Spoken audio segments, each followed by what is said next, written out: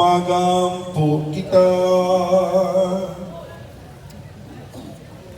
Gamhanang Amahan, nakaambit kami sa kahayag sa imong himaya, pinagi sa imong anak, ang kahayag sa kalibutan, santo sa kining bagong kalayo, o palilaaba kami sa bagong paglaom, limpyuhi ang among mga kasing-kasing, pinagining pagsaulog sa Pasko, o dada kami, unyangan na sa Panginoon sa kahayag, nga walay pagkapalong, kini among ipangayo, pinagi ni Kristo among Ginoo.